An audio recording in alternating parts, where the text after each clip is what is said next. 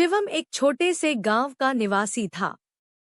उसकी जिंदगी में सब कुछ सामान्य था, लेकिन उसका एक सपना था शहर जाकर एक अच्छी नौकरी पाना और अपने परिवार के लिए एक अच्छा जीवन बनाना। शिवम के माता पिता किसान थे और वे चाहते थे कि शिवम भी खेती करे, लेकिन शिवम की इच्छाएं अलग थी। एक दिन शिवम को एक नौकरी के लिए शहर से बुलावा आया। उसने खुशी खुशी अपने माता पिता से विदा ली और शहर के लिए रवाना हो गया। उसने सोचा कि अब उसकी जिंदगी बदल जाएगी। शहर में पहुंचकर उसने नौकरी के लिए इंटरव्यू दिया और उसे तुरंत नौकरी मिल गई। शिवम ने काम शुरू कर दिया और कुछ ही महीनों में उसे प्रमोशन भी मिला। वह अपने माता पिता को पैसे भेजता था और उनकी जरूरतें पूरी करता था। लेकिन धीरे धीरे शिवम की जिंदगी में अकेलापन आने लगा। शहर की चमक धमक में वह अपने गांव और परिवार को भूल गया था। उसके दिल में एक खालीपन था जिसे वह समझ नहीं पा रहा था। एक दिन शिवम को उसकी माँ की चिट्ठी मिली।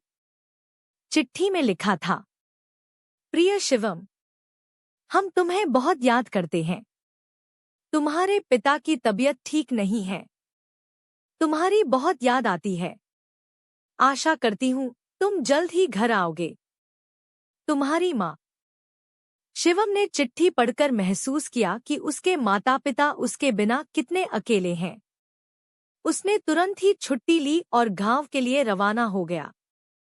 गांव पहुंचकर उसने देखा कि उसके पिता की हालत सच में बहुत खराब थी। शिवम ने उन्हें गले लगाया और कहा, पिताजी, मैं वापस आ गया हूँ। अब सब ठीक हो जाएगा। शिवम ने शहर की नौकरी छोड़ दी और अपने गांव में ही काम करने का फैसला किया। उसने अपने माता पिता के साथ समय बिताना शुरू कर दिया और खेती में उनका हाथ बंटाने लगा। धीरे धीरे उसके पिता की तबीयत सुधरने लगी।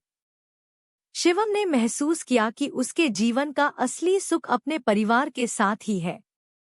उसने अपने गांव में रहकर भी अपने सपनों को पूरा करने का रास्ता खोज लिया था।